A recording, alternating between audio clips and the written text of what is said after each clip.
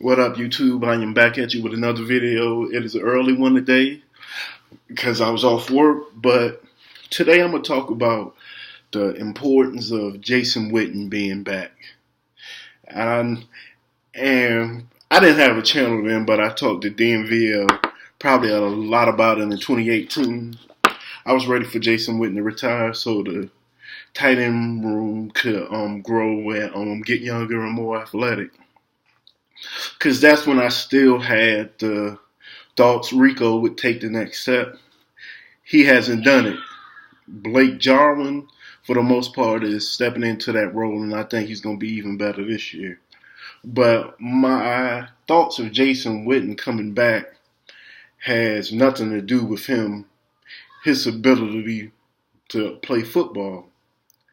I'm glad Jason Witten is back because if you know what his job was last year, he was the Monday Night Football. He then was an announcer on Monday Night Football, and I know some of you like, what the hell is that does? What the hell does that have to do with the Cowboys or even this year?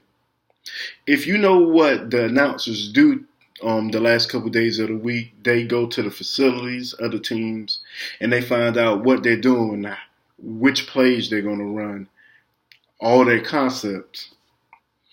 And all last year, what was Jason Witten doing? He was seeing other teams' concepts, what they like to run. So you don't think that's going to be a help to the Cowboys? He's going to bring that back. Hey, on this situation, they like to do this. They like to do that.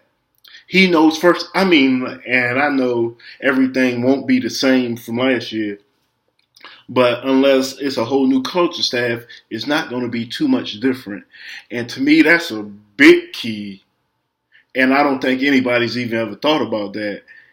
Jason Witten has a high IQ, so I'm quite sure he remembers what everybody's doing. Of course, everybody's seen we're not going to play, but the Redskins played on Monday night. So actually did the Giants and the Eagles. The Patriots played on Monday night, and I want to say the Bears and Vikings played on Monday night, and so did the Rams. Teams we do play. And I want to say the Bills might have played on Monday night last year, but I'll have to go back and look. But they have went over these things with him because why they didn't think here. Of course he wasn't telling the Cowboys last year, but I'm sure he then has an idea now of, I remember they actually like to do this. Film study will tell you that too. But film study isn't firsthand account of, we really like to do this in these situations with that guy.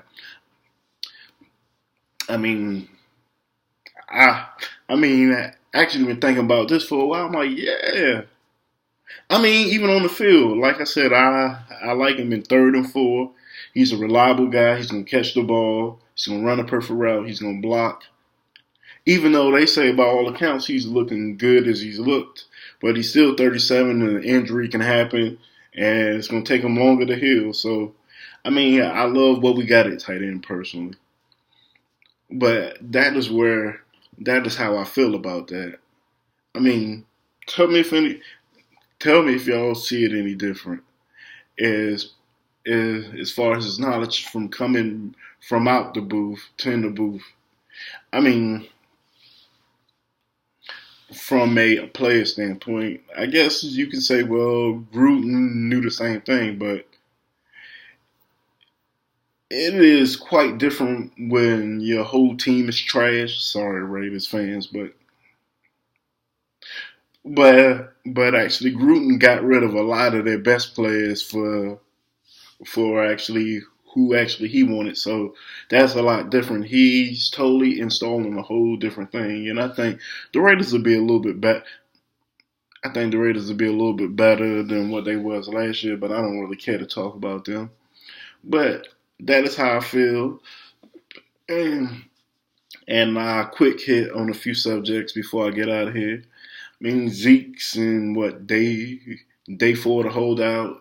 He actually, from the reports, he he has got a contract offer. His team haven't sent back a actually counter offer. So it tells me Zeke's not really interested in being at training camp these first couple weeks. He'll let them do some pad work, but in all reality, he probably has to show up by August 6th, even if a contract isn't done, because it makes no sense not to accrue a year towards free agency.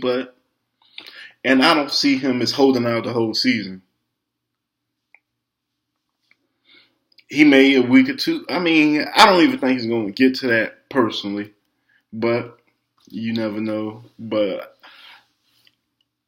I like where we are as a team. We aren't a Super Bowl team without Zeke, so I think both sides will work. And I'm noticing him on social media liking the stuff on the Cowboys, so it ain't like he's mad. Like I am unfollowing the Cowboys, how some players do when they're mad at their teams. He is liking stuff posted about Tony Pollard, Dak, and Randall Cobb. So I mean, to me, it'll work out. And we quite had an injury scare with Tristan Hill. He damn had cramps. I was just hoping it wasn't the D-line curse. And if you notice, like the last 5 years or so, it seemed like somebody on the D-line as a rookie gets injured. So I am glad we can knock on wood for that.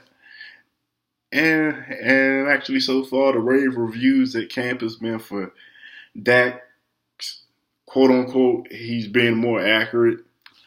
Blake Jarwin. I mean, today's supposed to be the first padded practice, so let's just hope the injuries stay down. But that is really all I really wanted to talk about today. So like, subscribe, share, and I'll be back at you with another video.